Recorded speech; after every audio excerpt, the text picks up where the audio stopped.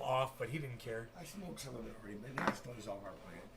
This is off of ours? Oh yeah, one of the one pieces I took home from here that you had. Oh, yeah. Took a minute to dry, but it was, man, it was stony. I go, I can pull it right now. I can't smoke it dry, man, but thank you. I would.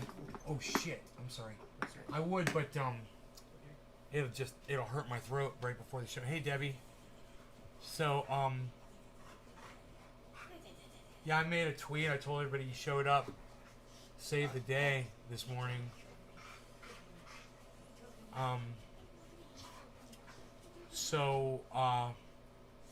Let me refresh the page, Debbie, because it says 0 in the chat. 0. Oh, hey, Phil. Nope. I won't refresh it. Okay, cool. But we are going to smoke. And that plant number 2, oh, it's so good, that Gorilla Glue.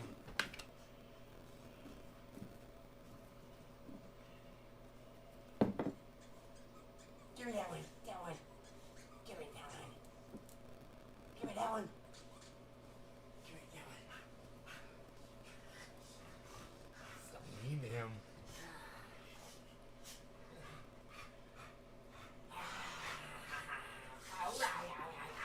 I hope he bites you hard when he bites you. He never bites you? Mark just pushes the dog right on his head. Hey, Phil. Hey, Nick.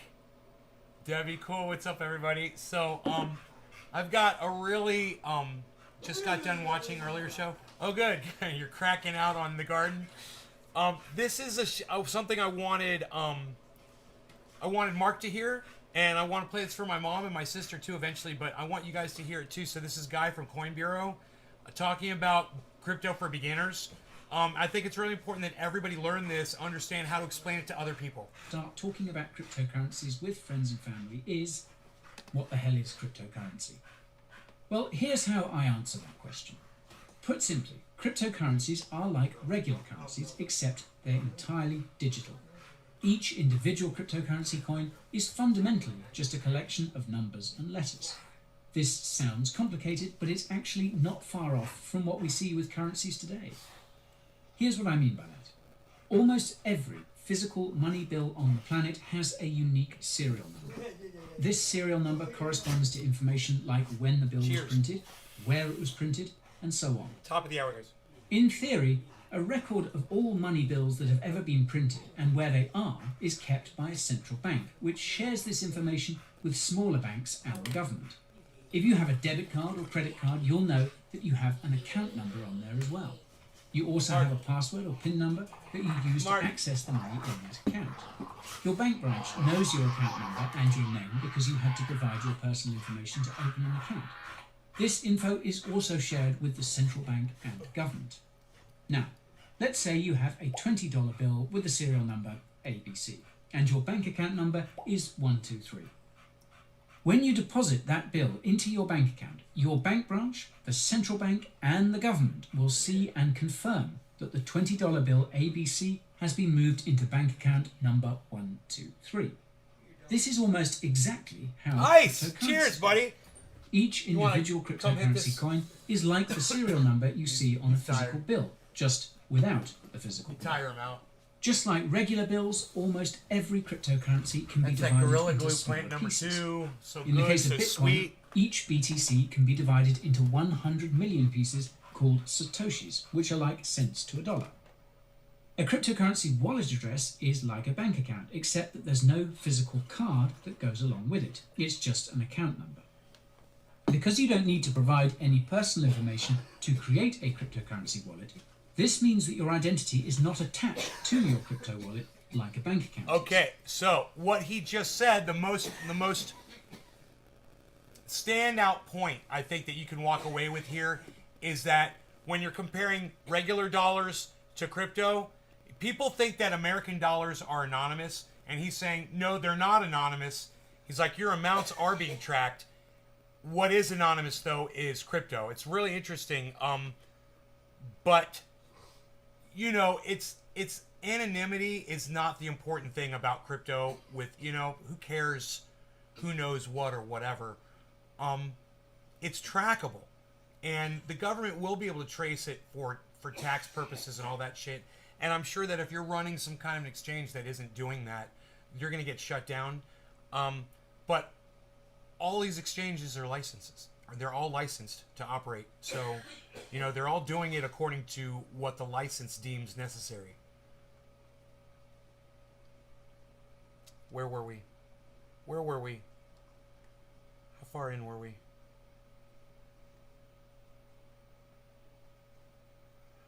We were all the way up to here? Shit. I don't know how far in we were.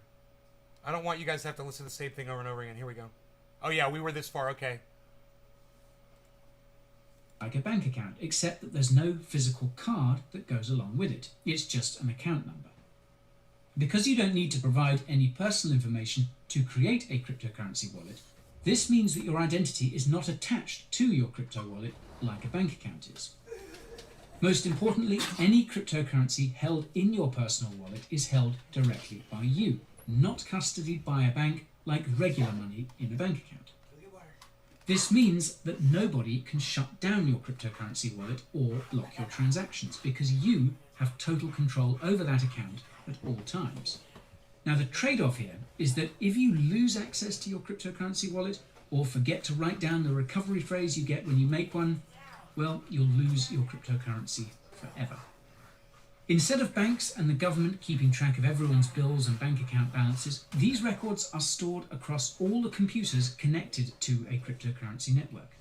These transactions and account balances are public and can be viewed by anyone using something called a blockchain explorer. Michael Cooper, hello. Because computers can earn cryptocurrency for processing transactions on a cryptocurrency network, this incentivizes more computers to join the network to process transactions and earn cryptocurrency. This makes cryptocurrency networks secure because there is no single point of failure. This is called decentralization, and it's the polar opposite of the centralized setup. Listen, that's important right there. Decentralization. Now, in case you didn't put... Very important point. Crypto is decentralized, and the dollar bill is not. It's run by the Fed, and it's the value of the dollar is determined by the Fed. Remember that. Crypto is not. It's basically self-determining. It's a big deal. And it's a huge difference between the two. Two and two together. Something my mother is not very comfortable with. She likes knowing that somebody's in control of it all. That means the digital currencies banks around the world are creating are not cryptocurrencies. They're creating a seriously dystopian payment network. Be sure to tell them that the Coin Bureau has a video about that on their YouTube channel, and it's in the top right here. Once you've blown their minds with that analogy, you'll probably get questions about Bitcoin and Dogecoin and any other cryptocurrencies they've heard about. Here's what I would say. While you've probably heard of Bitcoin and Dogecoin, there are actually thousands of cryptocurrencies, just like there are hundreds of different regular currencies. US dollars, euros, Chinese yuan, and so on. The crazy thing is that every cryptocurrency is different, and not all of them are designed to be a currency you would actually use for everyday transactions. Dude, broadly speaking, I told you to give up on Coinbase 3 hours ago, and I told you instead to get Uphold or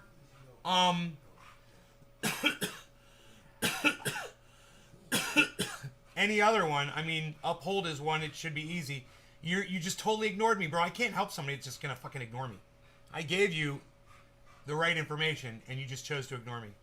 I said if Coinbase won't let you with too much information, then go get Uphold, and you just ignored me. There are two types of cryptocurrencies, coins and tokens. Now, cryptocurrency coins belong to cryptocurrency networks that were built from the ground up. And by from the ground up, I mean that someone spent a lot of time and a lot of money putting together the code required to create a safe and reliable cryptocurrency network.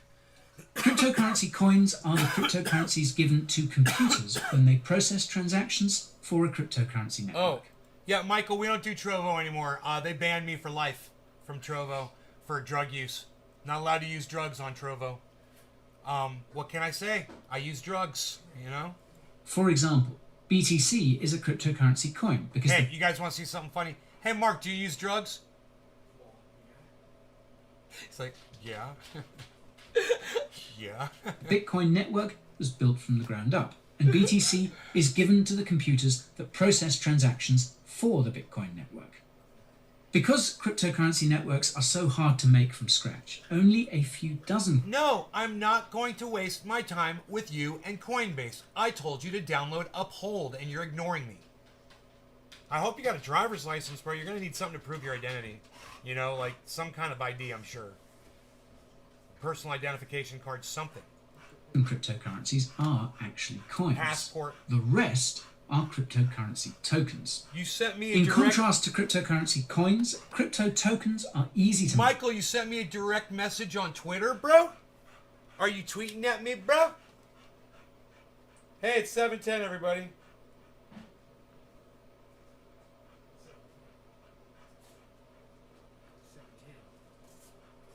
I have no message request from you. Yo, I have no message request from you. Listen. Oh, Instagram. Yeah, I don't do Instagram so much, dude. Hit me up on Twitter. Hit me up on Twitter, bro. At Nays Garden on Twitter. This fucking IG shit, man. I don't even know where to find my messages at. That's a photo. No. Oh, request? Is this you?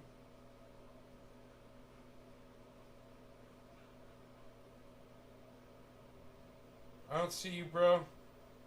I don't see you, bruh. I don't see you, Michael Cooper. I don't see you, Michael Cooper on IG, bruh. Let's go back to the video. make and can often be created in a matter of minutes with little to no effort. This is why there are tens of thousands of tokens. The NFTs you keep hearing about are actually cryptocurrency tokens that are like digital certificates of ownership for physical or digital art pieces. NFTs are just the tip of the iceberg of what you can do with tokens as well. Okay, Kai, listen to me. Download Uphold, UPHOLD, bro. There's other ones too. I just can't remember what they're called, but yeah, get Gemini or Uphold or name another one.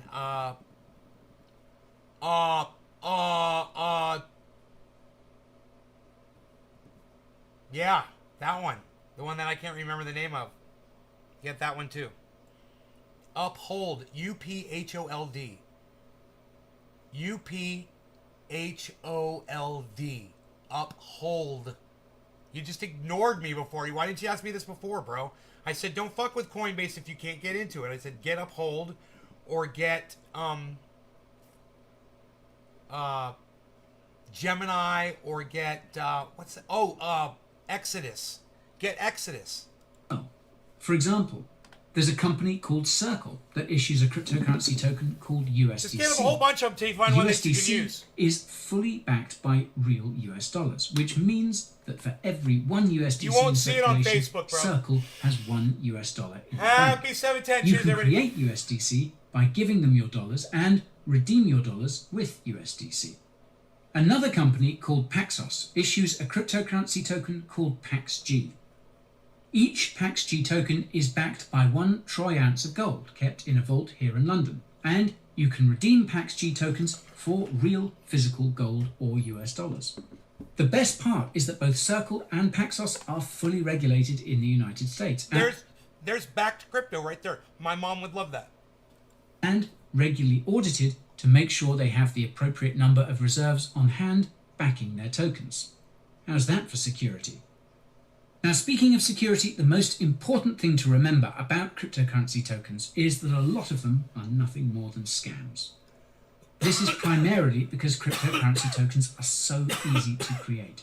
All a scammer needs to do is create a token, set up a fancy website, pay for a few ads on social media, pay a few news outlets to feature their shitcoin, and they can get rich off crypto noobs overnight. Naturally. Yes, Uphold, UPHOLD. You got it right, Kai. Uphold. Yes. Hey, Lamp, what app do you use to purchase your crypto?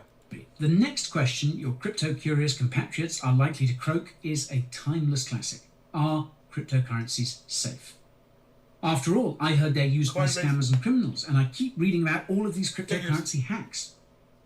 Well, this is usually my response to these sorts of questions and comments. Whether a cryptocurrency is safe or not ultimately depends on the context. For starters, not all cryptocurrencies are created equal. Some cryptocurrencies... Hey, Lamp, would it be possible for you to help Leslie Schmidt with Coinbase? Hey, because one of you's on Twitch. Well, one of you's on Twitch and the other one's on Facebook. You should both come to my main YouTube channel so you could talk to each other. You know, or Lamp, do you have a Facebook, bro? He's Leslie Schmidt. You could message him on Facebook, bro. If you're on Facebook. I don't know if you are. Because he's on Facebook. Well, he's reached a point on Coinbase where he can't figure out what the fuck he's supposed to do. No, I cannot come to Discord. Maybe Lamp could go to Discord. Lamp, you want to go to Discord and help him? I mean...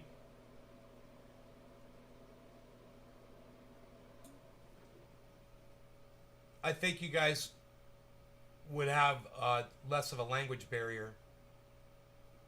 And, you know, I have no idea what he's looking at.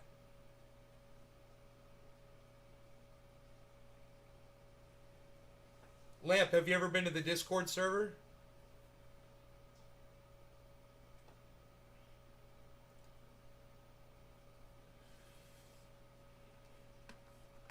See if you guys can connect somehow, man. I don't know what to tell y'all. I mean, if Lamp can go to Facebook. Do you have a Discord now? Yeah, it's at Nays Garden, hashtag 1766.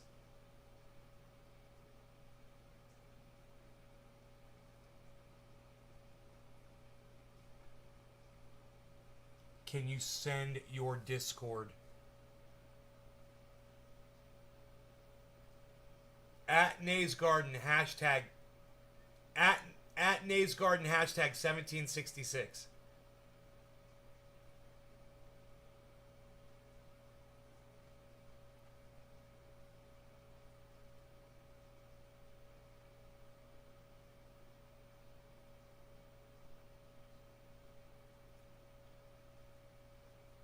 But you should really look at Uphold, bro, or Gemini, or Exodus.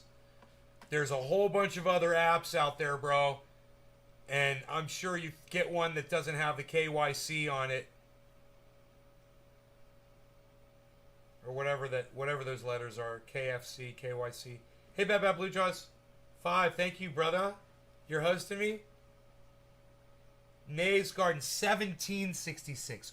1766. What's that, Bad Bad Blue Jaws? What's that a link to? Is that a link to this video? Is that a link to the YouTube channel, bro? Thank you. Nays Garden. It's at Nays Garden, hashtag 1766. Yes. How do you not know that, man? Did you not put my server in your favorites?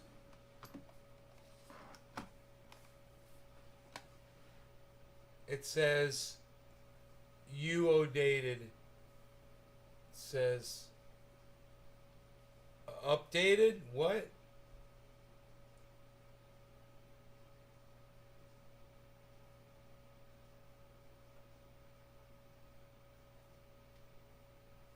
Well, whatever. We're going to get back to this video, man.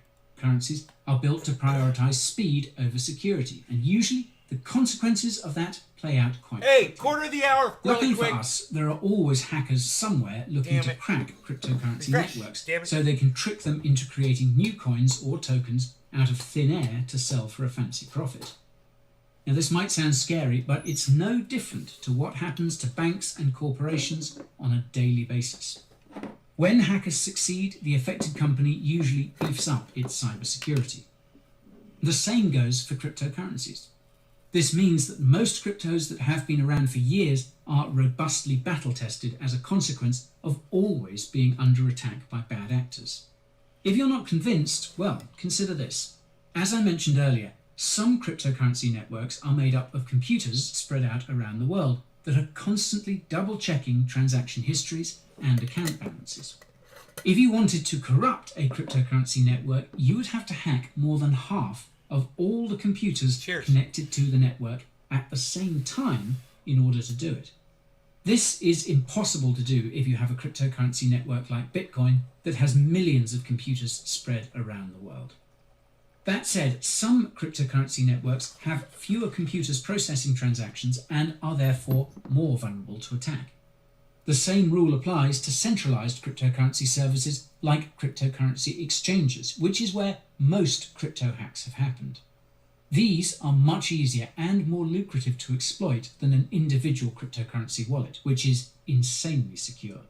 That's why you should always keep your crypto on your own personal wallet wherever possible, and only keep it on an exchange when you're trading or cashing out. And when it comes to self-custody, nothing beats a hardware wallet. I have a list of the best ones on the market, which you can watch by hitting that link in the top right. When it comes to criminal activities, it is true that ransom demands made by hackers often involve some kind of cryptocurrency. While the cryptocurrency these hackers demand is often Bitcoin, they almost always exchange that Bitcoin for a privacy-oriented cryptocurrency like Monero as soon as they can. This is because Bitcoin and most other cryptos have publicly viewable transactions and wallet balances. This makes Bitcoin transactions very easy to trace by authorities, even more than regular currencies. So it makes no sense for criminals to actively use and hold a currency that's so easily tracked. Cryptocurrencies like Monero are completely private, and even the US government can't crack its encryption, which is seriously impressive if you think about it. In sum then, the overwhelming majority of cryptocurrencies are not used for criminal purposes. There are just a handful of cryptos that are actively used by criminals. The real risk when it comes to crypto relates to investing. Cryptocurrencies are extremely volatile, meaning their prices can go up or down by up to 50% in a day.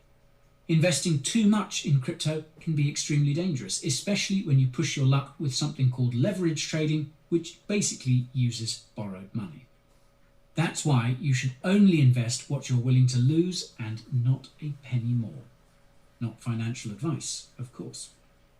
Assuming it hasn't been asked already, the next question that will land in your lap will be along the lines of, why are cryptocurrencies so volatile? What gives them any value to begin with? Here's my counter.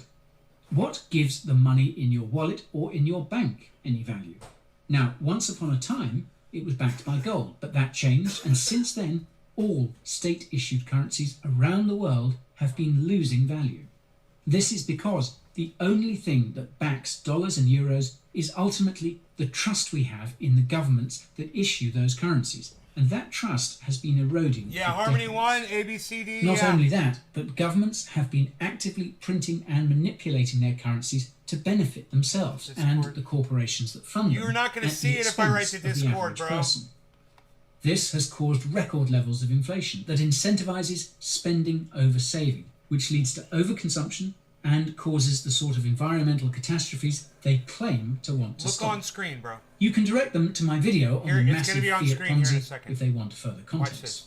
Anyways, after that rant, I usually go on to address the actual question. Cryptocurrencies are valuable because of what they do. Obviously, this value changes depending on which cryptocurrency we're talking about. Bitcoin has value because its BTC coin has an economic profile similar to gold. It has a maximum supply and only a small amount of BTC is created each day, and that amount is cut in half every 4 years. Assuming demand for Bitcoin stays the same over time, this would lead to a doubling of Bitcoin's price every 4 years. However, demand for Bitcoin has increased over time as we realize how weak regular currencies can be, and this awareness has been enhanced by the current pandemic. As basic economics dictate, when something has a limited supply but the demand for it continues to increase, prices inevitably rise. Many investors also see Bitcoin as a safe place to park your capital outside of the current financial system, including me. One important thing to note is that most other cryptocurrencies are highly correlated to Bitcoin, meaning their prices are reliant on what BTC does. Even though that's the case, some cryptos such as Ethereum have insane value due to the utility they provide. The Ethereum network can be used to create those cryptocurrency tokens I was talking about earlier, and you can even create decentralized applications and websites that can't be censored or shut down. All transactions related to creating and moving tokens and interacting with these applications require Ether to pay for gas fees. This means the demand for ETH rises as the Ethereum network gains adoption, and Ethereum has seen some serious adoption. So this is the stupidest thing in the whole world, and this confused the fuck out of me when I first got involved in crypto. I didn't know what the difference was between ETH, Ether, and Ethereum. They're all the same thing. And it's so fucking stupid that he literally just used all three to refer to it. ETH, Ether, and Ethereum. It's all the same thing. Visa is testing payments on the Kafefi. Ethereum network using that USDC token I mentioned earlier. And the European Central Bank even issued a bond on the Ethereum blockchain. Now, the reason why the value of BTC, ETH, and every other cryptocurrency fluctuates so much each day is because basically nobody knows what these technologies are actually worth. The prices of stocks and gold and even regular currencies fluctuate every day for the same reason.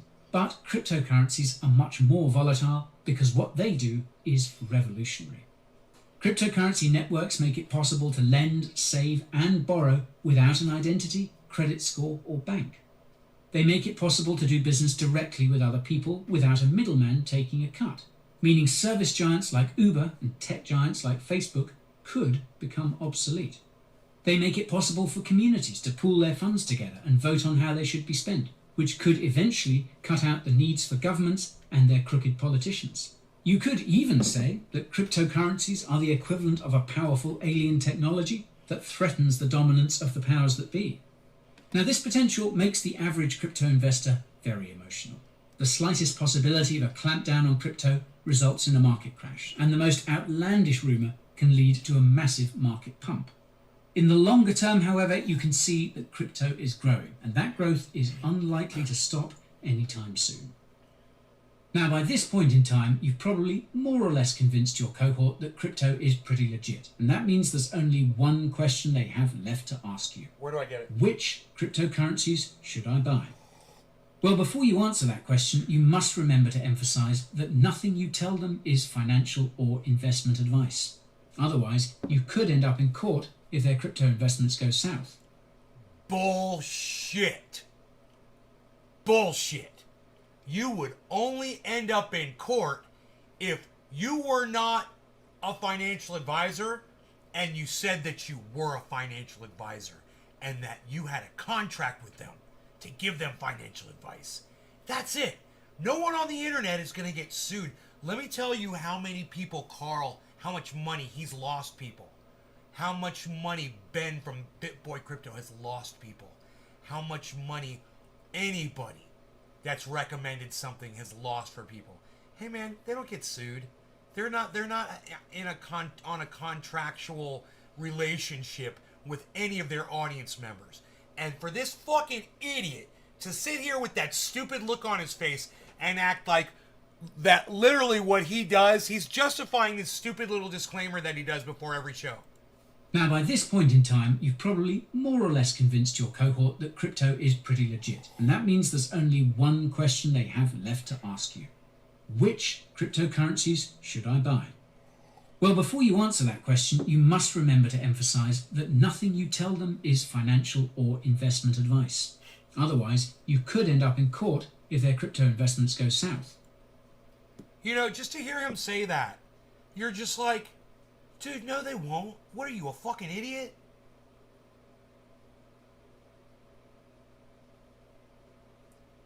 It's like if we go out to a casino and I go, hey man, last week I came here and I won $1,000 on that machine right there. So you go drop $5,000 in it.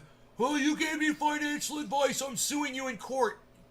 No, you wouldn't sue. You wouldn't be able to sue that person in court. That's not a contract for of services rendered. Therefore, it doesn't hold up in court. You fucking idiot. I don't know what court he's fucking talking about. But the way he sits there with that stupid look on his face, like, oh, I know something that nobody else knows. No, man, you just made some stupid shit up, and you say it over and over again, and you think if you keep saying it over and over and over again, it's going to make it fucking true. And even if you're legally covered, you could still find yourself eating a knuckle sandwich or two if your guidance directs their greed to a financial gutter. That's why I usually respond with the following. Which cryptocurrencies you decide to invest in boils down to your timeline and risk tolerance. In terms of timeline, the cryptocurrency market seems to follow a 4-year cycle. We're currently in the bull market phase, which is where prices gradually rise. Happy The 420, crypto bull cheers, market could everybody. end as soon as this fall and as late as early 2022. And the likelihood that you will sell your cryptocurrencies when they're at their highest prices is slim to none. Although most cryptos have seen most of their gains for this bull market, a 2 to 3x return on investment is still possible. And it's even more likely if you decide to hold until the next crypto bull market. Fun fact, buying and holding cryptocurrency will give you about the same amount of profit as actively trading crypto, think which I I just don't smoked another recommend you seed. do unless you plan on making it your full-time job. When it comes to risk tolerance, it might sound a bit funny considering cryptocurrencies are risky investments, but there are varying degrees That of was the risk Candy even Kush, within the crypto Or market. blueberry, whatever the fuck it is. Logically, the more risk you're willing to take, the greater reward It didn't you taste stand like to a gain. seed, though. Now, the easiest way to measure risk and reward is to look at just a smoked like cryptocurrency's market cap. This is an extremely important metric to check because the dollar value of cryptocurrencies can be misleading. A cryptocurrency's market cap is calculated by the current value of that coin or token times its circulating supply. The reason why Dogecoin is ranked so high is because it has a circulating supply of 130 billion. And when you multiply that by Dogecoin's 30-cent price, you get a $40+ billion market cap. Now, you might think that Dogecoin presents you with an easy opportunity to get rich quick, but getting to just $1 would require an additional $80 billion of active investment, and that isn't all that likely to happen. As a rule of thumb, the smaller the market cap, the more potential that cryptocurrency has to grow, regardless of its dollar value. That's because it takes less money to increase its value. Now, to use an extreme example, Yearn Finance's Wi-Fi token is worth more than Bitcoin, but its market cap is 20 times smaller than Dogecoin's, meaning it would take less capital to push up the price of Wi-Fi. With the exception of Dogecoin and a couple of others, most of the cryptocurrencies in the top 10 by market cap could be considered low-risk investments. Cryptocurrencies like Bitcoin, Ethereum, and Cardano are likely to be around for many years, and they will likely double, if not triple in price before this bull market is over. The other 90 cryptocurrencies in the top 100 could still see gains of 3 to 5x, but the further you move down the list, the riskier the investment becomes because it also takes less capital to crash their price. I would personally stay away from any crypto that isn't among the top 200 by market cap because most of the quality projects have already come out of the woodwork, and going any further is just gambling. If you come across any cryptocurrencies that spark your interest, you can learn about those by watching videos about them on an awesome cryptocurrency YouTube. Oh god, his self-promotion is so fucking corny. All right, so that is a really good explainer, a basic explainer on crypto, man. That was good. I was looking for something like that. Really does get into just the basics. Hey Tommy, what's up? Tommy Walker. And I feel it's very important for everyone to just, and myself included, to just hear all the, because, you know, you start getting into intricacies of it, and it starts getting a little bit more complicated, and there's a lot of, you know, that Dapp University, he's talking about all different aspects of the market. And hey, Mr. Judo01, what's up, buddy? Les Bones. I believe Les Bones is here. Quicksword, Pooh God. Ramsey, Lamp 1125, Mr. Judo 01, Ramsey, Radical Leftist Agenda. Where Pilgrim, what's up, Radical Leftist Agenda, my friend? Lester Bones, Seymour, Pooh God. Pooh. It's like a poo hawk. Mr. Judo 01, Radical Leftist Agenda. Hey, Radical Leftist Agenda, did you just raid me? Did you just raid me? Are these your people? They don't talk, do they? Yeah, poo is an excrement. Exactly. Yes, I agree. Like poop.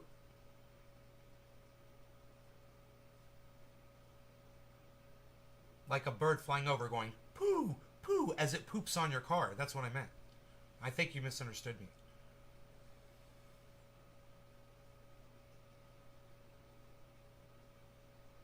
You did, Radical? Yeah? You're too sweet to me. Thank you so much. Were you game? And Adam, what's up, son? I respect all birds who shit on cars, too. You know?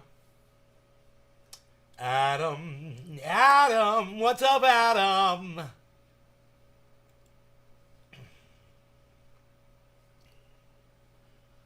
Buying crypto safely, complete beginner's guide. How does a blockchain work? Simply explained. You know, we basically already understand blockchain. It's a whole bunch of computers connected together, right? It's a network of computers. That's all it is. It's not rocket science. But you know what is rocket science? I want you guys to hear this. History. I respect all birds who shat on cars. I respect them all as they shit on the cars and do the things they do. What I know that you don't know. Okay, not that one. I think we're going to go with everything you need to know about crypto and how to gain wealth in the Bitcoin revolution. Raoul Paul. That one, is that the one where he was talking about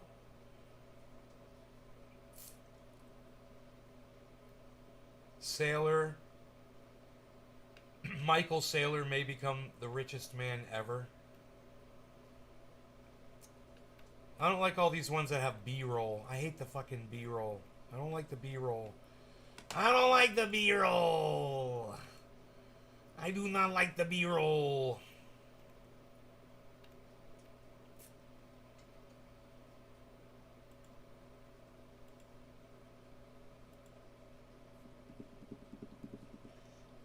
Bitcoin is a Trojan horse. Yeah, it is for the Fed and for banks. It is a Trojan horse. Taking a break, putting together IKEA! IKEA! Night at the Roxbury. I broke the window again. Dad's gonna be pissed. I don't care.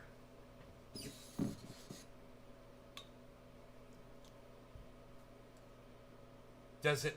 You lost a part. Does it matter? And I can't. Well, you'll find out when you put an expensive vase on that IKEA cabinet and it falls off. Then you'll know that it mattered. At that point, you'll know. Only then will you know. Let's do big bong rips and talk about stuff. No law regarding cannabis. Cannabisism, tism for all. Cheers.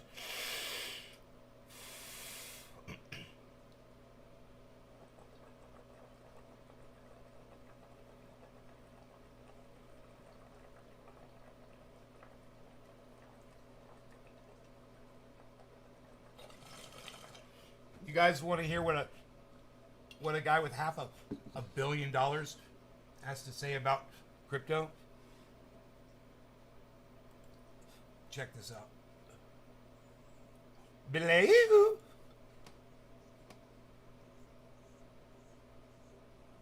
Our job in macro is to live in the future, and we look for the big trends. or the big turning points, because that's when we make all of our money. The big trends in this world may have been the rise of cryptocurrencies, the recent rise of commodity markets based on supply disruptions that everybody's read about. Or it could be the rise of technology and how that impacts the NASDAQ. Then our job is to live between 6 months and 2 years into the future, to imagine what the world could be like, and then assess the probabilities of how it would get there, and then you place bets accordingly. It's a really amazing world of this, the world's most complex 3D jigsaw puzzle that you try and solve, and occasionally it all comes together, dissolves again, and you have to start all over again. So it's a huge intellectual challenge to put all... So there's at one point where he's talking, and it's not this video, it's another video, right? I've got it. Hold on one second. It's another video, and he's talking about how crypto will change the fucking world. Here. How it'll change everything. You know, we were talking about this earlier where Killer GB says... Be broad, be open. Killer GB was saying it's just a storage of wealth. Now, this guy's got $500 million. His net worth is 500, almost, it's like 470 million, this guy. I looked it up. Because I was like, this guy sounds like he really knows what he's talking about. I wonder what he's worth. $500 million. So walk people through, what is it, and let's start with Bitcoin, because I want to take cares to differentiate between Bitcoin and Ethereum. And shouts out, this dude has both Captain America and Batman action figures behind him on the wall. Can't touch this, as far as I'm concerned. He's a god. And I guess full disclosure to anybody listening, I invest in essentially three things: Bitcoin, Ethereum, and Chainlink. I'm a use case maximalist, I guess. And I understand those three. I'm not saying they're the only three. I'm saying they're the only three I understand well enough to invest in. What is it that makes Bitcoin interesting enough that so many smart people see this as ultrasound money? And what does ultrasound money mean? The world has a history of money, whether it's backed by gold or not, where government gets themselves excessively into debt and they devalue the money. So the Romans used to clip the edge off the coins so there was less gold in each coin. And eventually people would lose faith in the coins because they blend them with silver and then blend them with copper, and the coins were worthless because that was supposed to be worth the value of the denarii in Roman times. But governments can't help themselves. Humans, we're just humans, right? Humans are fundamentally flawed creatures, and we always will be.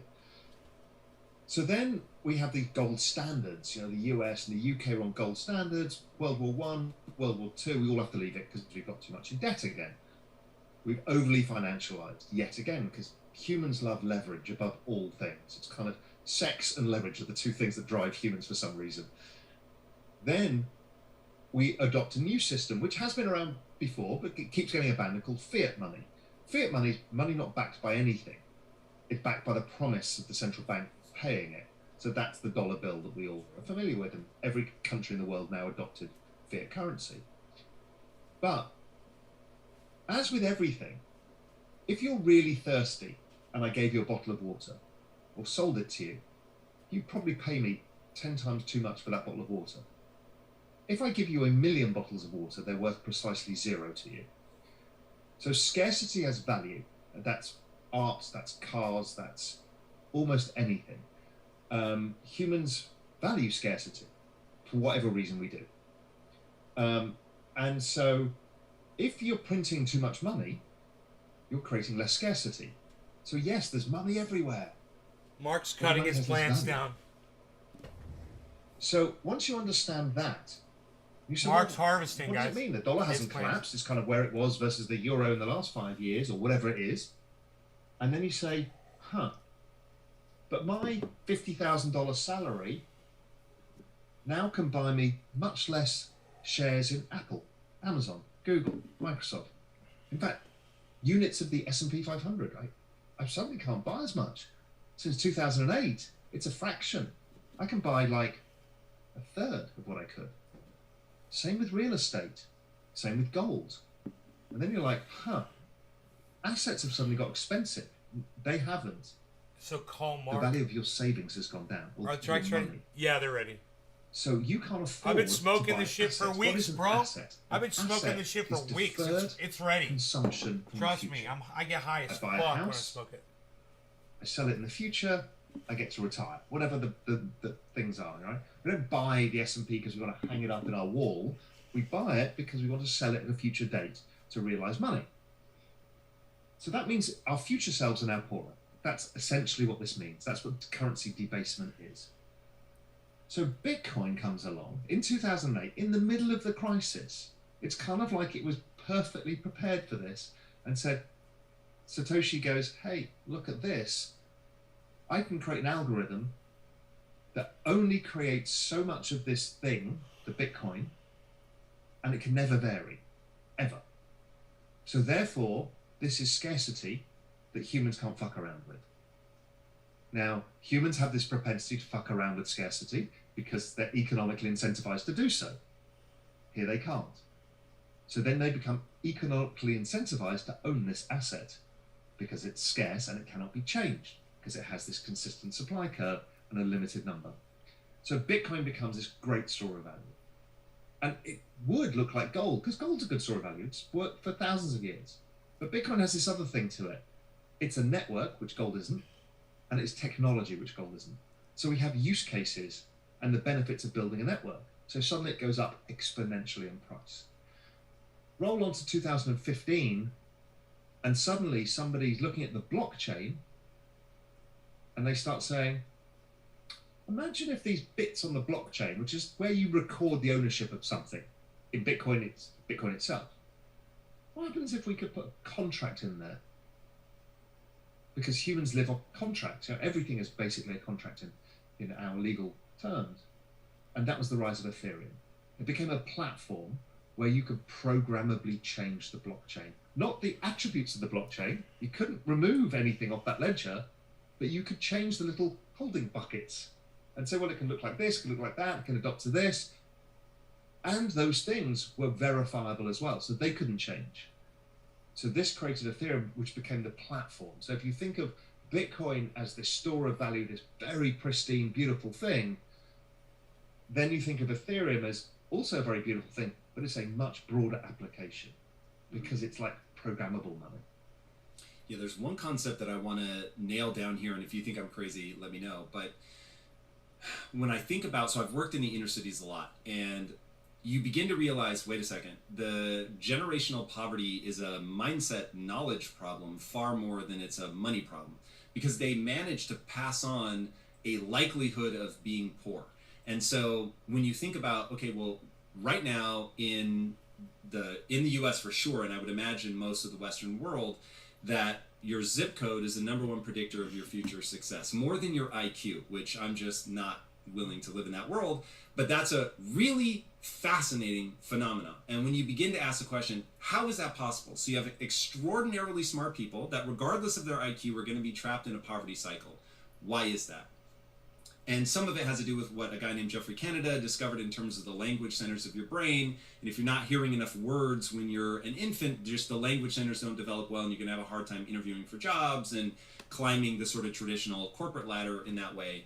And then they just also help you with communication. But the other part is what I call your frame of reference. What do you believe to be true about yourself and about the world?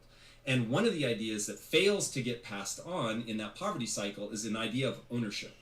And once you understand ownership, now you get into that cycle that you're talking about where you can sell something in the future because you own it today, and you hopefully buy low and then sell high. And that really is like just the dead simple equation. And I just a plant a flag that we'll come back to, hold all these ideas in my head. You had mentioned earlier as like a throwaway that a lot of wealth was generated in the collapse and of the economy. And so I want people to understand that this is a game, and I don't mean that in any sort of derogatory way, but it has rules. And if you understand those rules, there's always an opportunity, especially in moments of disruption. And we're living through this incredible technological disruption right now. Okay, so back to this idea of ownership. So when I look at Bitcoin, what I see is something that I can own, right? There will only ever be 21 million of these. Now, like anything, as Yuval Noah Harari says, even money is just a story, right? It's a fiction that we all tell. And it only has value when we agree that it has value. So Bitcoin has that same sort of Achilles heel, that if tomorrow everybody stopped believing that owning that has any value, then it would have no value. But we have this ultra scarce thing that the last 10 years have proven people believe has value, and you can own a piece of that. And as we go, if it is true that more and more people will pour into this digitization of economic value, essentially, then those 21 million units are going to become hyper scarce and hyper valuable. Now, the great news is that you can fractionalize it, so you don't have to own one. You can own some tiny fraction of it. But now you have ownership. So you're able to buy something now that you can own as it appreciates in value, and then you can sell it later. And so it becomes just this buy and wait game that real estate maybe still is, but that's why real estate has worked over time. You owned it. You could also live in it, which is certainly advantageous. And then the expectation was that it would go up in value. When I think about Ethereum, at first I was like, okay, I like how much, we haven't named Metcalfe's law. You've talked about it, but how you can value something based on its network adoption curve. And so I could see there was something going there. And then when I got into NFTs, I realized I just had to buy a bunch of Ethereum to use it.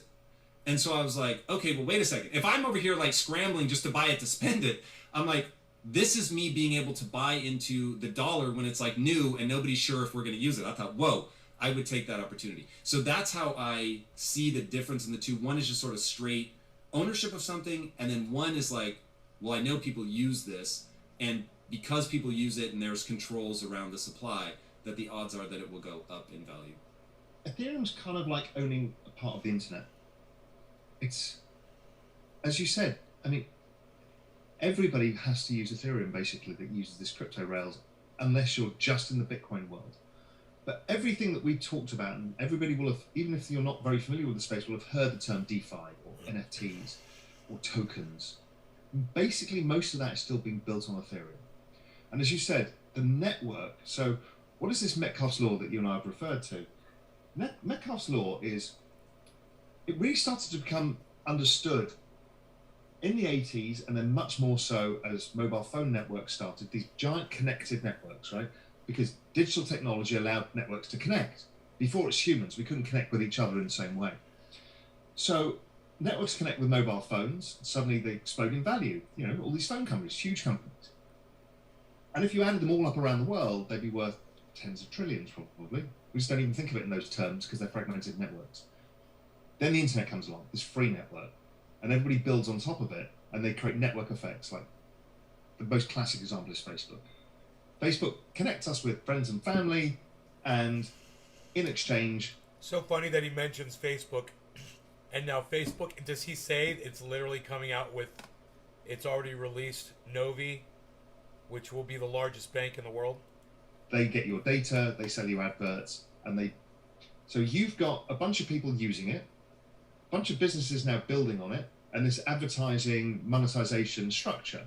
Shareholders get rich, you and I get to, unfortunately, meet somebody from university that we don't want to talk to, that we met 20 years ago, and we're now connected with again. It's that. But the network that Ethereum and Bitcoin does is different. You're the owner of the network and the user. So as a user, like you said, with the NFT, you're actually owning a share of the network itself. So everybody uses it, owns a part of it. Therefore, if the network's going to get used a lot, you're all going to get rich. And the value of the So it's kind of like communism where everybody gets rich. network's going to go up massively. And nobody has to work. The more people build interconnections, so the Metcalfe's law is not only just the number of nodes, i.e. the number of users, but how much they connect with each other. Well, you're seeing it because there's NFTs and there's DeFi and there's all of these applications, or the store of money aspect. These things all together, and then there's the linking all of these, like Chainlink or some of these other protocols, Polkadot. They're linking all this ecosystems together. So I can send you $1 instantaneously, and we have no idea whether it went on Bitcoin rails, XRP rails, Ethereum rails, and guess what? We don't care. I promised you $1, you want to get the dollar instantaneously. That's interoperability, that's all coming. So this is what Ethereum is about. It's the magnitude of this network. where everybody's developing everything on top of it, and it's scarce supply. So it's seeing an even faster adoption rate than Bitcoin now, for the reasons that seem pretty clear, because it has more use cases than currently the Bitcoin blockchain does. Doesn't mean Bitcoin blockchain can't in due course, but right now there's a lot more use cases in Ethereum. It's super exciting. Do you think that Bitcoin would need to do something like that in order to retain its value proposition? No, I think its value proposition stands above all things. It is pristine, it's pure, it is what it is. And the way it's so impossible to change any of the attributes of Bitcoin makes it a bit clunky. And that clunkiness is its beauty. It is so secure, it's the most secure of all protocols. So let it be what it wants to be. Now, people are building things like the Lightning layer, which allows you to do lots of fast payments over the top. Lightning. Maybe that scales. Maybe it doesn't. It doesn't really matter. That store of value for every person to think of, like it's owning a piece of Manhattan real estate at low prices, that's never going away. Not in the conceivable Steve future, Running. because humans have now said it has value and it's being adopted very fast. So, no, Ethereum's a very different thing. It doesn't compete. That's how I like to think about it. And unfortunately, when you go online, people will tell you, well, it's competing and it's not as good. You have to ignore all of that and look at the whole space overall. Thank you, Prophet Gussie. I'm We honored. don't know where this is going to be in 10 years' time. And like you say, so therefore I can own 3 of these things. And probability is I'm going to capture a large part of this, and maybe I'll adapt in due course. And so, One thing. Sorry, go ahead. yeah, so it's don't overforce the narrative. Just be broad, be open, and always be learning, as you rightly said, because we don't know. This is all new, and it's happening at lightning speed. Yeah, that's the thing that I am certainly most attracted to. Speed of technology. Listen to this. Important. The internet from 1990 to 2000 grew at 63% a year. That was the fastest adoption of any technology in all recorded history. Prior to that, mobile phones was the other one. But what happens is the internet technology and the mobile phone technology allows for these networks to be built. Billy, did you catch that statistics? 63%, and the other one. This man's got his facts buttoned down, pal. And once that network's in place, it's faster to build the next network. So in India, for example, they've just basically given out free data to every mobile phone in India. So guess what? Data usage is the highest in the world. And Free- so their free internet scaling becomes faster. Free data. So the internet was huge, as we all Nice. know, and it remains huge. So at 63% a year, it then flattened out over time as more and more people got I wish adopted. we had free data. So at 1997, it was growing at 63% a year, and there was 140 million users of the internet. In 2021, there are 140 million crypto users, and it's growing at 113% a year. Jesus. Double the speed. Now, this is where humans struggle. Linear numbers and exponential numbers. Because it's exponential, it means that growing at 113% a year, we're going to go from 140 million people to 1 billion people by 2024. I mean, So so crazy. A theater room. so when you go back and how you introduced all of this, Billy, I've got a theater room downstairs, man, and there's a lobby. In the lobby, there's a billiards, there's a pool table and a drum set.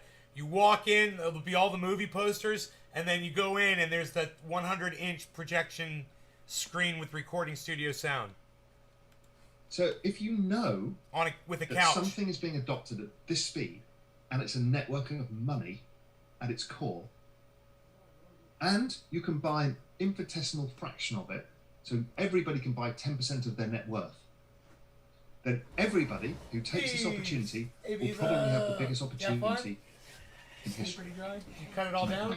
Just mine 3, but I should Hey help you guys, with hope you yours. enjoyed the episode. Did you I should leave? help you with yours. Did you leave any little sprouts on your plants a little I bit? left some sprouts on it, but I let the plants, the stalks in there and everything, because I thought maybe let them they might be a little shocked from cutting branches off, but let them come out of it and grow them through the winter. Let them go to flower and these seeds come. They're good stalks. Or did you put them in the cab? Or they're not out in the bed, right? They're not sitting out, are they, in the rain? What's that? The plants that you cut down. Oh, you mean when I cut off of them? Yeah. They're in totes. Are they covered? They're not getting wet, right? No, they're not getting wet. Okay, cool. But this is where I think we should take yours down too. Yeah. You know why? Why? It's gonna be too long before we see sun. They won't dry out enough. They'll stay wet and they'll start getting Moldy. They'll go the other way. Yeah. They're Well, right now. blew- They're as good as we can get. I blew them off with a blower. But I know. But I mean, just for how much rain is in the air, even though that's drying Yeah, air, you're right. It's even going though to be it's really drying humid. air, it'll pull the moisture right to the plant. Yeah. Oh, I got to put up hangers. I don't want to come down until I got wires up. I got to put wires up in the garage. Okay, I'll Nets. go hang these, and if you want me to come back, I'll help you with the wires. All right. It's just nets. It's easy, man. They're all out there. I just got to string them up. Yeah, if you think about it, Just they won't 3 see of 'em. sun, and they won't get enough. They'll always be moist, and they'll go the other way. Right. So we don't want that. Right. Um, Are you taking that to Lily's? no. Oh. My car trader, my enclosed car trader. Oh, okay. Because Okay. it's nice and dry, it's cold, dark, but Yeah, that would be perfect. Yeah. It's like a wine cellar. it is. Yeah. And it doesn't let the moisture in from outside, from like the rain. Perfect. You got something to hang it with in there? Wire? I already got like this. I already got my wire going crisscross already. Oh, I see, that's already what I got need rows to- of hangers on them. I'm ready to go, brother. It's awesome. I'm Shit gonna come help smells you. good, man. Yeah, no. He doesn't like the bud. No, he only likes leaves. Right. I try to give him a little tiny buddy, man. Yeah. He didn't want to get high. He's like, I don't want to get high. I've seen that stuff before. Do it. I thought you were. And even if you have a fan on him or you shake him off. Mark, he's like, wow. Billy says, wow. Billy's your biggest fan, by the way. He says, wow, Mark's wound up, huh? Hey, no, 24/7 wound up. He says, Mark sounds smart. Ask him his stance on the shelf life of crab. You know what? I don't eat seafood, so I would say the shelf life of crab is very nil. Very, very nil. Perfect. You're right. Nil. That shit needs to be on ice. He likes my answer. Once it's I out don't on a even- bench, it's done. I don't even eat it, and I don't fish it. Once it's exposed to air, it's done. Once it unrefrigerates, it can't be Let's see how refrigerated. smart he is today. What about Ockman's razor? It's No, see, he it's, has to it's know. Occam's. Ockman's razor, yeah. Yeah, Let's see if he knows it. Ockman's. Ockman's razor. Occam. Ask him if he knows it. He knows Occam's razor. He knows he? Yeah, he's Billy fucking Ballantyne, bro. He's the guy that built the He's surprised you the wouldn't brain, that brain in there that when you say computer it talks and shit know. back to He you. built that, but He built that thing. Remember that thing with the But little did switch he have on the it? computer look up all the shit he needed to put on it? Or did he do it? He's pretty smart. Is he awesome? Mark's trying to bet. I think you guys are gonna be playing chess or something. You guys want to play online chess? Have a chess game. I don't have time. See who How about wins. Ockman's razor? He wants you to know if you know Occam's razor, Billy. He keeps asking. He's like, Occam's razor, Occam's razor. Many people know it. Everybody knows it. They do? Yeah. You told them all. Yeah, we talked about it like 2 days ago. I even looked it up and read them the definition. Billy may not have been in the show though.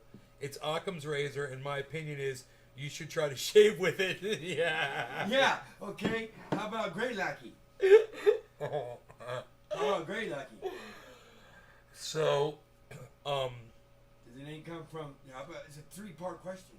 it Grey Lackey. Did it come from the archaeologist after his name, Bill Lackey, Richard Lackey, or did it come after the name of Gray because the material's gray, but it's a rock and it's called Grey Lackey. But what really is it? The answer is what? how is he gonna know that? Well, if you knew his stones, and he knew his aliens, and he knew his archaeological finds, he would know what Grey Lackey is. Did you hear that, Billy? Hope you got your headphones on, bro. There was a Richard Leakey. Leaky. I like that name. He was an Leaky. archaeologist from like around 1946 to 76, maybe. His peak years were probably 50s and 60s. He just called you Trebek. Trebek. He says, "Fuck you, Trebek." Who's Trebek? Alex Trebek, the host of fucking the host of I don't watch TV, so I don't know who he is. he died. Host of Then I will never know. you'll know the name of this one. what was it called? Jeopardy. The game on TV. I Jeopardy. know that show. Probably the longest running game show of all time. I wouldn't be surprised if Jeopardy's the longest running game show of all time. Well, let's Google What that about shit. The Price is Right? That's a pretty long running game show. Jeopardy might be older though. I don't know. The Price is Right has been around a while. Yeah, Price is Right, man. I know this song. Dialing for dollars. I go. You know when someone loses. Dialing for dollars. Do you know? Realize when they lose, it's a theme on. It's a variation on the theme of the theme song, because it's da da da da bum bum ba ba da da da da da da da da da da da da ba na na na ba na ba na ba na bum bum ba ba ba na ba ba bum bum ba ba. Right? That's the theme song. But when you lose, it goes on that. It goes bum bum bum bum. Instead of going bum bum bum bum, it goes bum bum bum bum. Who came up with that idea? Dude, there's a praying mantis in the grow. Did you see it? No, but I Nice saw show. someone else down there praying. It was right up on that post. They're- You probably walked under it like a This million is the time times. of year they meet. Yeah, I think that was like a month ago. How long can a praying mantis female and male be entwined in making love? Dude, at least 48 hours. Yeah, At least. It's 24 hours. Yeah, because I've seen them outside, dude, for so long. I got a video. I showed you. I And got like the Black Widow, a picture of this one. She was eating and mating at the a same time. true or false question. Like the Black Widow, is the praying mantis female after having sex eat the male? Yes. Ding ding ding ding! You want And let me tell you this. Not only does she, but she left her fucking boyfriend's fucking body parts all out there. Every time she eats somebody, every time one of them girls eat one of them boys, there'd be wings and shit down there. I'd be like, you were partying last night and you got your head ate. They eat their heads. You fucking eat their heads. Grab them by their head. Give a little head, take a little head. Hung. The rest of this is no good. Throw those wings down there. That's what they do. They Wings are no male to good. the male. No protein. You give a little head, I need the brains. Brains. I need brains. Like all my pet spiders. I catch a fly. A catch and a fly. I have to pick which. Where are they from? The flies. No, the catch fly. Where are they from? The catch a fly, yeah. Where is he from? Where's catch a fly from, Billy? That's what you just said. The catch a fly. I didn't know what kind of breed that was. No, you know what I said. You know exactly what I said. And I said, I've got this right here. What's the lifespan of a fly? I got peppermint spray, man, and I'll shoot a fly down with my peppermint spray. I'll pick them up, and I'll throw them in the web, and I'll watch the spiders eat them, dude. And they're getting all big. Look at how muscular the spiders are getting.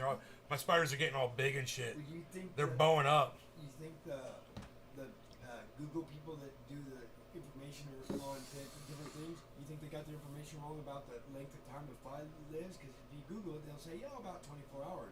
But I would have to say that's horse crap, because when you got one locked in your car, or you're on vacation, and every time you get in your car, 3 days, 4 days later, that same motherfucker flies in the window bugging you. So he's been living for at least 72 hours. So I beg to differ. Kevin says she only eats 60% of her mates. Yeah, I've seen Yeah, guys get how away. long? I've seen some slick pimps get away, bro. Totally seen slick pimps get away. I'm like, dude, right on, bro. You lived to tell the story, man. How was it? I don't eat 60%. Your heads, you still got your head? You kept your head together. That's kind of like people. That's normal. Anyway, there's something in this one video where he says that crypto will, and we were talking about this on the earlier show, and it backs me up with this half a billionaire guy says, crypto will enhance every single aspect of technology, every single aspect of business out there. It's going to speed up transactions. It'll give people easier ways to pay for things, and so much more besides that. And businesses will literally thrive and explode, and there will be just a lot more potential. And that's the thing he was talking about. But I don't know where exactly in this one. It's kind of a lengthy interview. Tom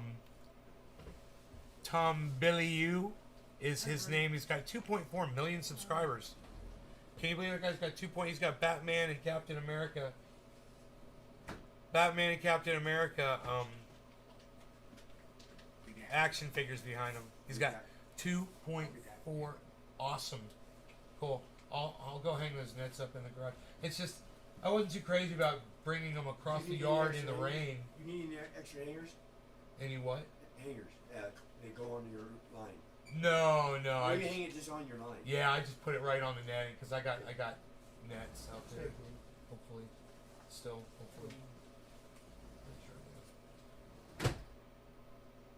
Beeza, did you have fun, Beeza? Man, those 3 of those plants are down, guys. 3 down, 3 to go. He's taking them all. So it's sad to see him go. That fucking wedding cake. The good news is he lives right around the corner, and I'm sure after he cures it, he'll bring me some.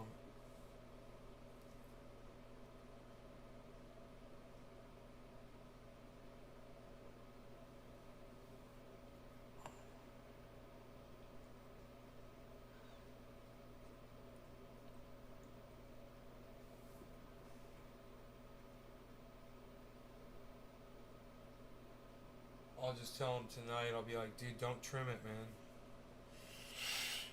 Just leave the leaves on them.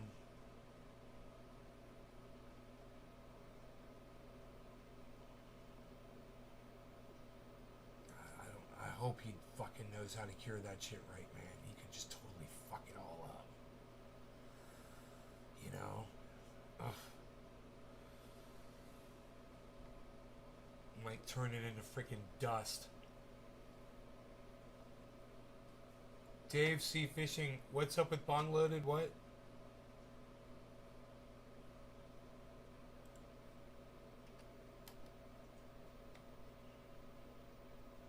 Why are you mentioning Bong Loaded, man? What's up with him?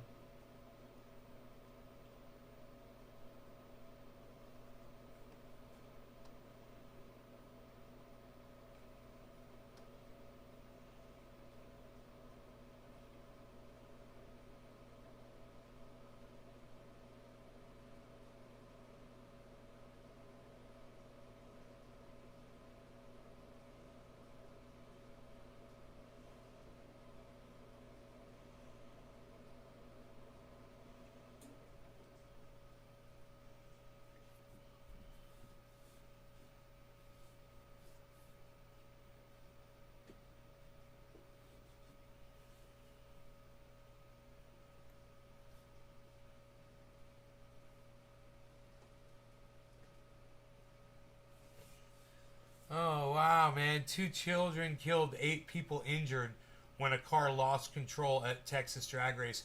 That reminds me of that scene from,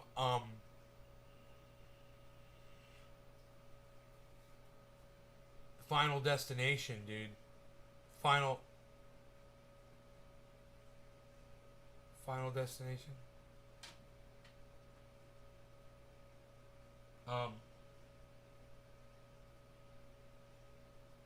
The one with the NASCAR crash. Holy shit.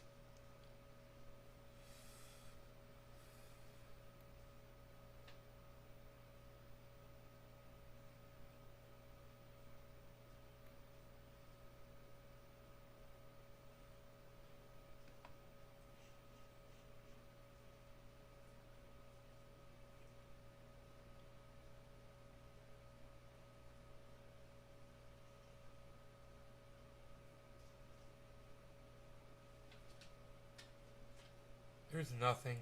Let's see what this guy says about going to a Trump rally. It's like, I went to a Trump rally. This is what happened. This is what I saw at a Trump rally. Let's find out what he saw at a Trump rally.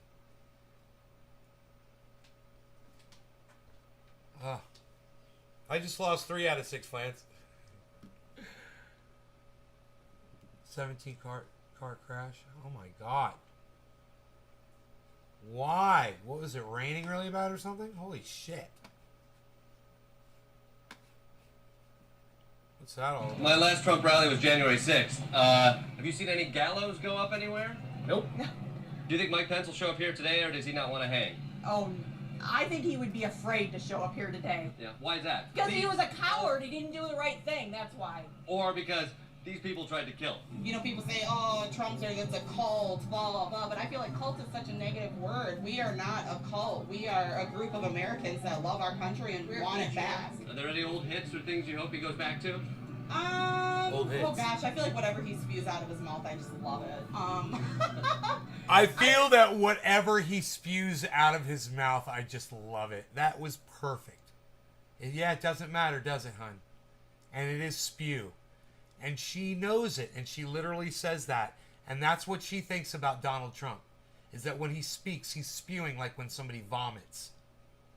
And that's how she looks at it. And she's a supporter of him.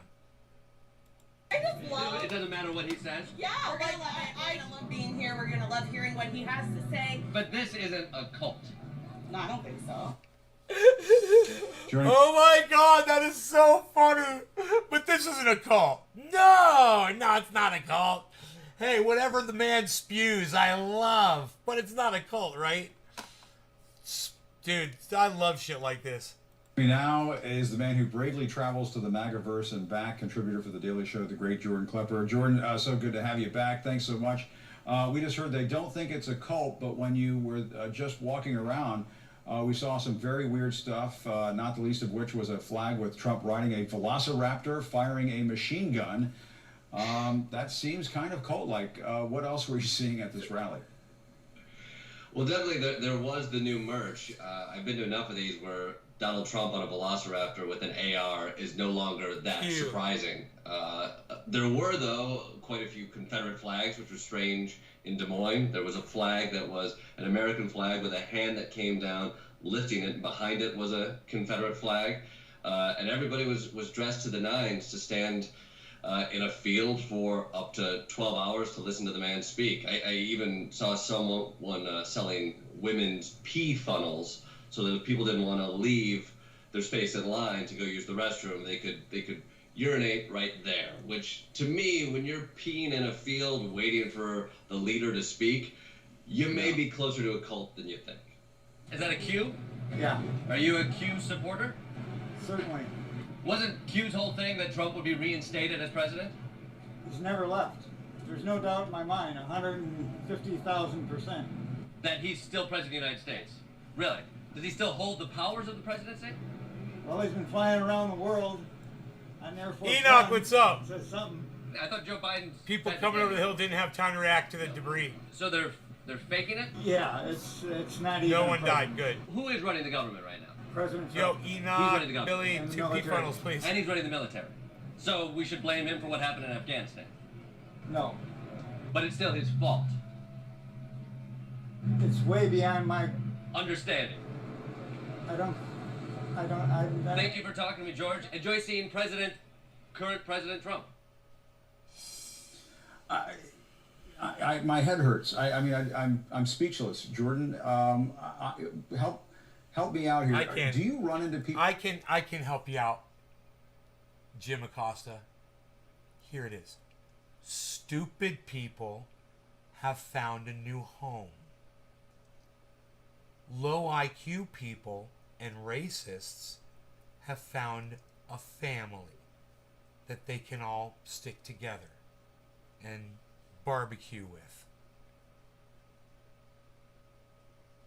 And you know, it goes from the Confederate flag to a fucking swastika, guys, and it's not a far jump. People at these rallies, because I found my experience going to the rallies, and I thought it was the I'm best way to Kathy. I'm understand so the Trump sad. movement in this country was to go to the rallies. And do you run into people who sort of, with a wink and a nod, acknowledge that a lot of this stuff is just bullcrap? Or, do you get the sense that this is even more across the board, the belief in these types of crazy conspiracy theories? I will say I've only been back to this one now. This is the first one since January 6th. This one felt different than the ones prior to that. Like occasionally, yeah, you would run into people who are attending a rally because rallies are fun. It's the big circus that comes into town. It's the giant fair, so people show up. You run into some people who understand some of the chaos and might not be Q believers, wouldn't be caught wearing a Q hat, and might talk some of the talking points, but want to just be there and be a part of it. I again, I was surprised at this one where I was not running into those people. It felt like already like the Q emblems that we saw, whether or not people were actually attempting to follow Q, it at least was a new symbol that just meant we don't believe the information you're telling us. And almost everyone we talked to was a member and all into that group. So again, this is the first time out for us, and the election's 1,000 days away. He hasn't even announced that he's running yet, but already it's not just people who are happy to be there and cosplaying for the fun of it. People seem to already be that much further along on the information and the misinformation train. God damn, that's fucking scary, man. So I wonder how vast that group of people is. I wonder how many people are supporting Trump today. Donald Trump announcing Truth Social, this business venture he has where he's getting an infusion of cash, and he says he's launching a social media operation. It looks just like Twitter. I'll be right back, guys. I'll make this full screen for you. He says he's going to launch a media platform, maybe make TV shows. But the big news, Philip, was, okay, he is actually going to launch a version of Twitter. He says he's doing it. He's raising a lot of money doing it. He has lots of Trump fans buying into his stock. Should the press take this seriously? It would be very easy to discredit this, right? Because you could argue, and a lot of people already have. They say it's a joke. Dismiss it. Absolutely. It would be easy to dismiss it as a joke because, Donald Trump arguably has not created a successful business. Running a social media platform is a business, and it's not an easy business. However, I think that would be just as much of a mistake as dismissing his candidacy for presidency, and we all saw that was something that should have been taken seriously. And there is a lot of potential here. You have a man who is the de facto leader of 75 million Americans who feel very strongly about him, who feel very strongly about their freedoms, who are very upset about the fact that he's been kicked off these platforms, and him having a direct tie to his audience that no one can police is a very, very scary thought. So where do we end up, Oliver? Where are we going to be a year from now? If he launches this thing, where are we going to be? Just even more one America, two different worlds, split right down, this just no overlap at all? I mean, if it succeeds, perhaps you see some sort of more of a splintering of the information. Oh, you're skeptical. You said if he succeeds. I have a hard. I mean, this is coming from the person who couldn't even manage to run a successful blog for more than a month, right? Okay. So, and this has been tried time and time again. There are a lot of people who have put a lot of money into trying to create a right-wing social media platform, and they have really not succeeded so far. So I would say in the skeptical camp here. But if anyone can do it, maybe it is the former president. He has this big built-in base. We'll see if he can actually pull it off. Right when he launched it, it was immediately hacked and defaced. So again, I'm in the skeptical category. If he does launch it, I think it will really, again, just splinter the information economy even further. Well, when he said he's going to launch TV shows, I thought, well, that exists. It's called Fox News. Trump TV exists. It's called Newsmax and One American News. Yeah. It's an incredibly crowded market. I mean, don't you find that, Philip? You track this world. It's in a very crowded space. Yeah, it is. It's just, I'm curious. There's always going to be this appetite for things that people want to hear, right? And, part of the reason that Facebook is so successful is because people hear the things they want and then they can share that with other people as well. So it's not just the algorithm. It's also people consciously choosing to share these things, of course. Donald Trump entering into this new social media space allows him to inject Crypto more Keeper, of that stuff into you're the welcome. populace, into the Thank conversation, you than people for the can nice amplify. He's very frustrated. I mean, I like to refer to this as his vertigo moment for the old Jimmy Stewart move.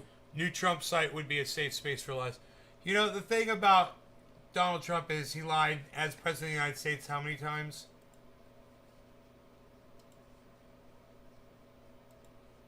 How many lies did Donald Trump tell as president of the United States? 30,573. The guy who, as president of the United States, lied 30,573 times in 4 years, starts a social media platform and calls it Truth. I can't make this shit up, folks. This shit writes itself. I hope you're laughing, because it's hilarious. That's hilarious.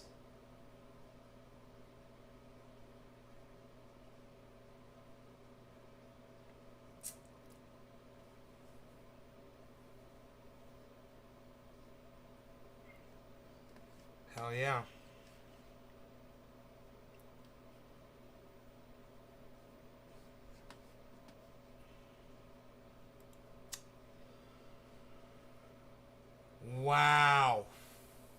That's amazing, huh?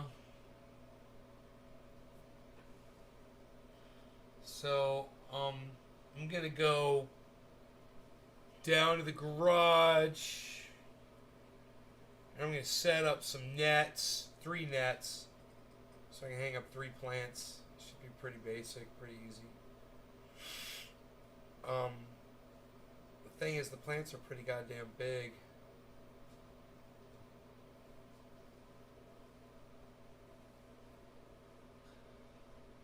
My top cola on plant number 1 snapped it in half. It just it's sitting like that with a total right angle break.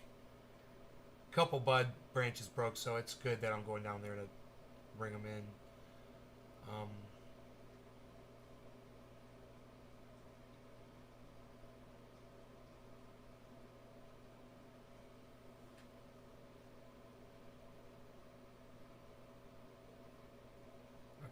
Probably get some bins. It's not far to carry. They're not going to get really wet if they're in little bins. Mark's probably going to bring his big deep bins though. Those are bigger.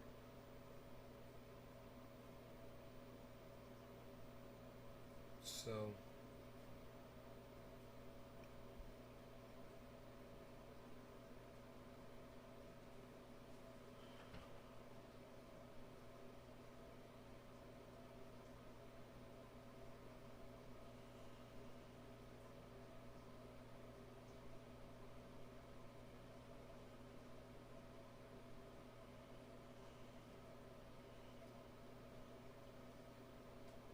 $61,350 is the freaking 24-hour high, man. It's about to hit. It's not that far away.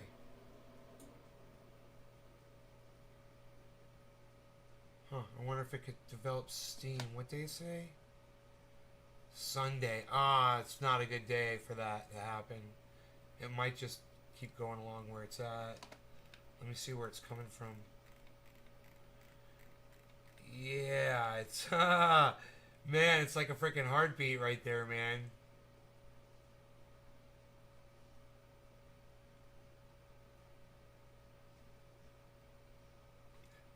Reverse head and shoulders. Yes. We got a reverse head and shoulders here, guys. It's going up. It's going to go up right now. It's going to go over 61 right now. Watch. It's at 970. Watch. It's going over it right now. It's 980. Watch. It's going to 61 right now. 980.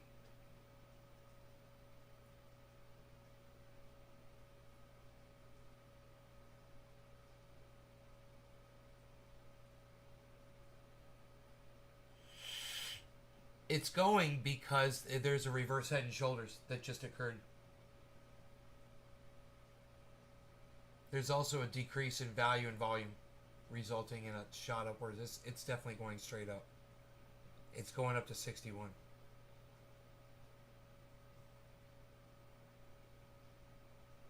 It's just revving up its engine. Rev up your engines! Rev up your engines! So it can shoot up over 61. Here it goes.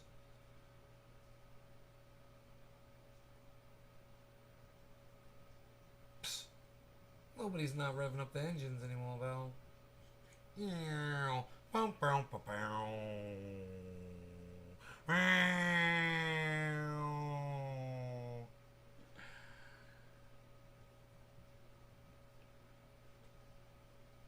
Come on, reverse head and shoulders. We can all see it. It's right here. This is a reverse head and shoulders. For sure. For sure. That is a reverse head and shoulders. I see it. Why are you failing me, Bitcoin? Why are you failing me, Bitcoin? You're failing me.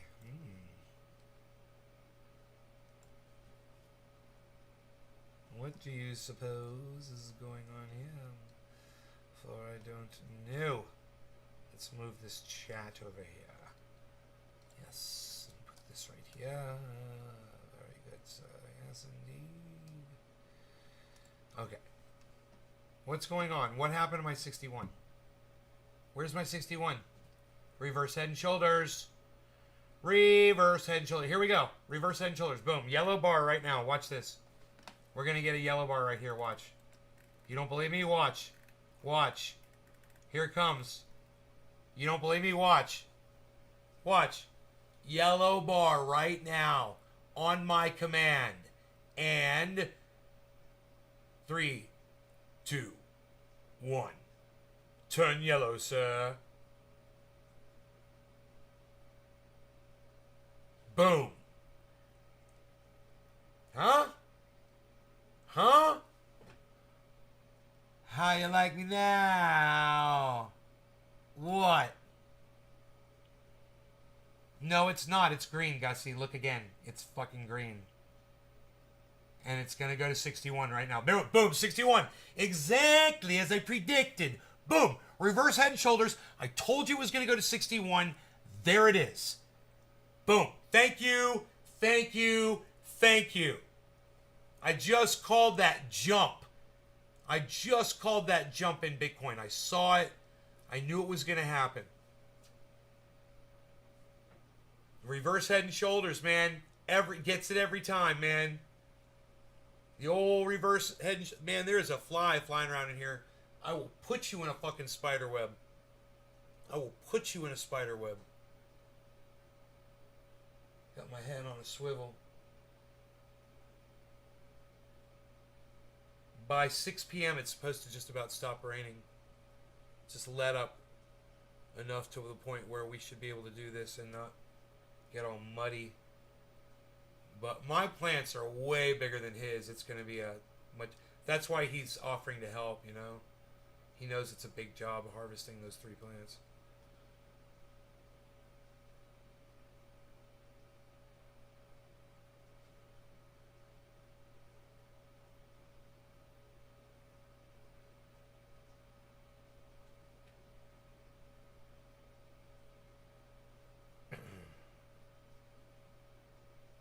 Whoa, Shiba Inu and Doge are doing well. Look at this.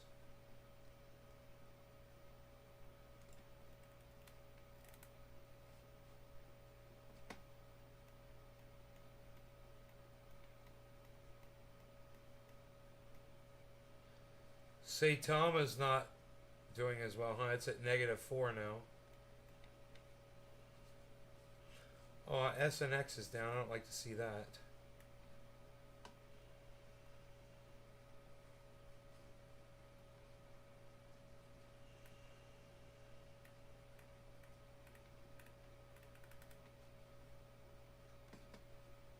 Huh. Harmony 1 is +9. Very, very important. 61,000. Bitcoin is in the 61,000 realm.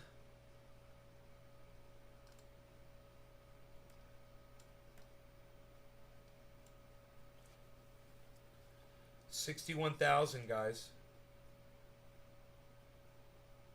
And it's kind of staying up above right now.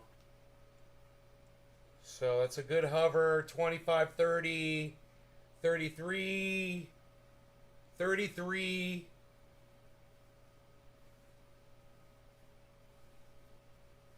Whoa, it went all the way down to 61. It's bouncing back up to 32.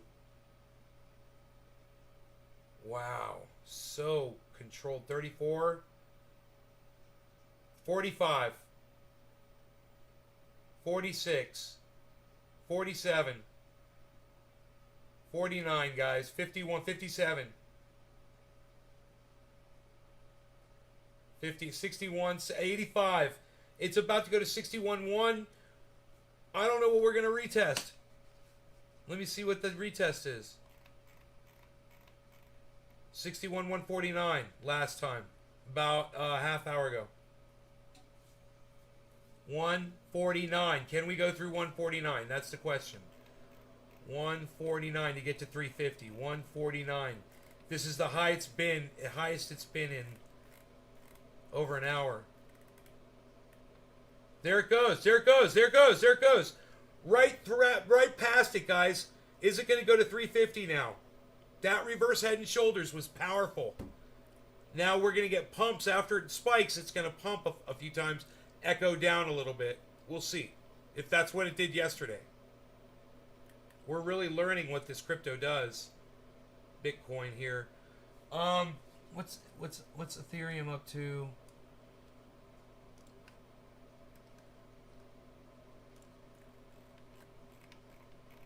There we go. Get down on there. And 61,350 is the 24-hour high. It's very close to that right now.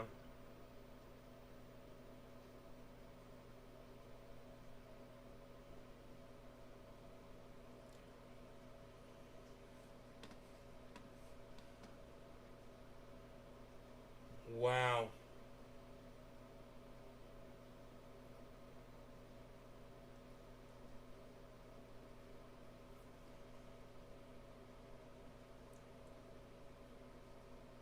So Bitcoin's pumping along, doing really well. It looks great.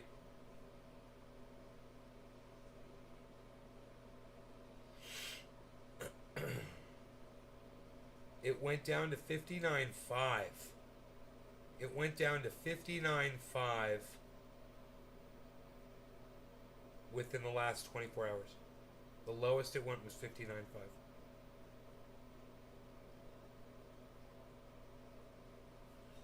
I don't know how long ago that was.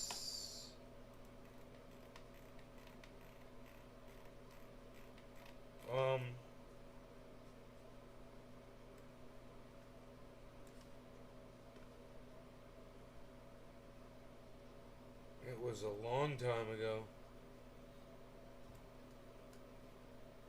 A long time ago.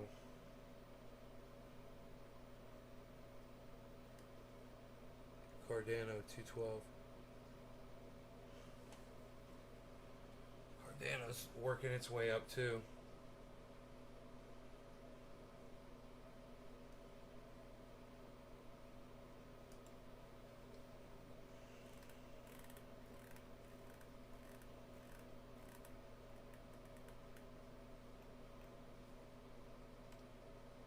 You can keep your eyes on those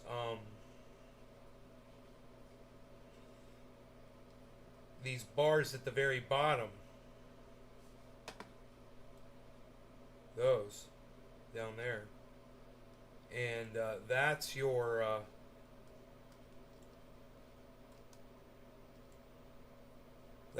volume. You see a big green spike down there, it's going up.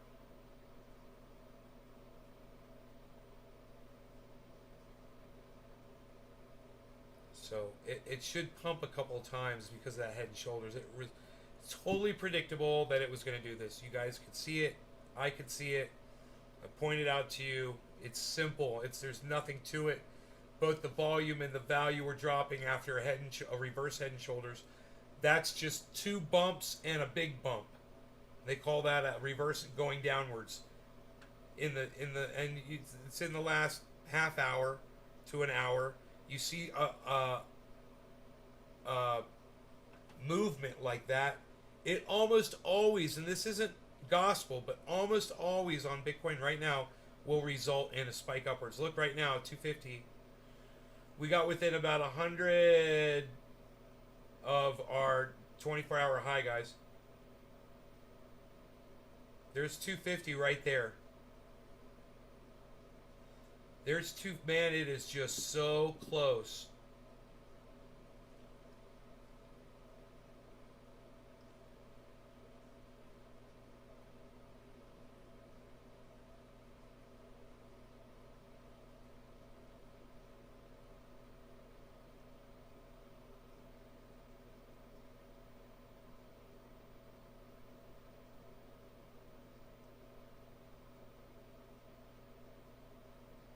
Ethereum's looking great at 4,100. I just realized my picture's in the way here. Oops. There we go. Oh, it's because I was showing you this. Oh. There we go. There we go. That's good.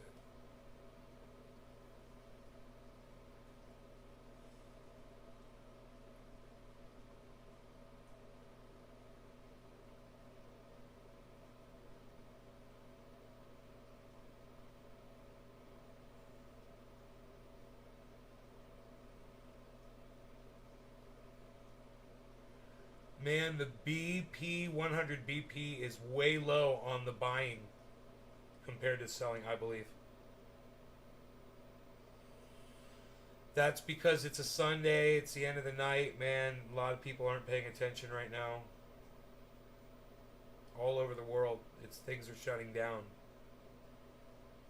So I don't know if there's going to be enough buying power out there to support Bitcoin and keep it up above, you know, this 60, even 60K, let alone 61.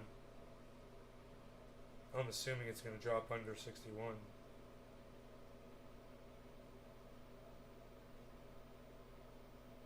But it's because of the time of day and the day of the week and shit, you know, markets and such. I really have no idea. But anyway, I'm going to go get to work, guys. I'm going to go start putting up netting in my garage. I'll see y'all later. Take care. Bye now.